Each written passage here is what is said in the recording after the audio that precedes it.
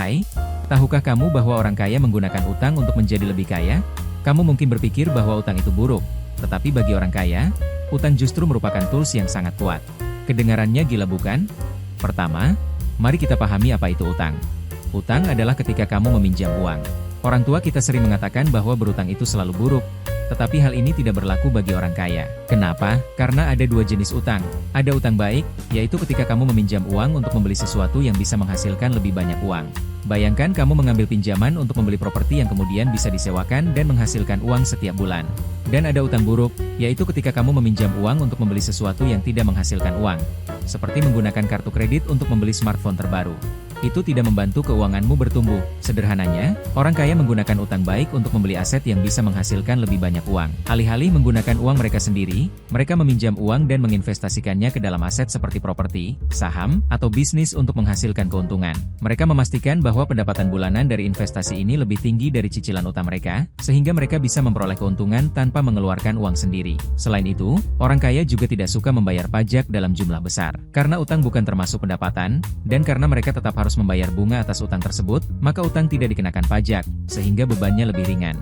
Ini adalah bentuk penghindaran pajak yang legal dan memungkinkan mereka mengurangi kewajiban pajak mereka. Perlu dicatat bahwa penghindaran pajak itu legal, berbeda dengan penggelapan pajak yang merupakan tindakan ilegal. Saya akan menjelaskan lebih lanjut tentang ini di video berikutnya. Jadi, bagaimana cara kerja utang baik ini? Pertama, strategi properti. Orang kaya sangat menyukai properti, khususnya orang kaya ini.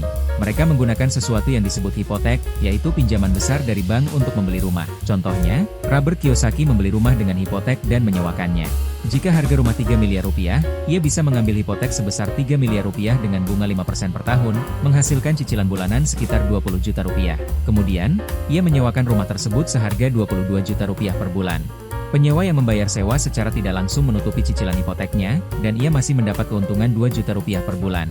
Setelah hipoteknya lunas, ia mendapatkan 22 juta rupiah per bulan sepenuhnya sebagai keuntungan.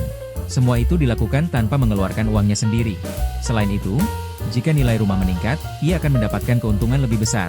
Kedua, strategi investasi.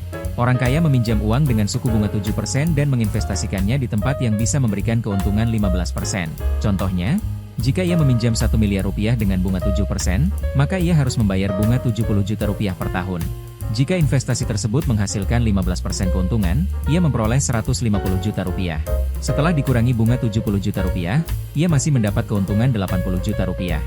Bahkan setelah dikurangi pajak dan biaya lainnya, ia masih tetap untung. Ketiga, strategi leverage buyout. Berikut cara kerjanya. Step 1. Orang kaya mencari perusahaan kecil yang bisa ditingkatkan.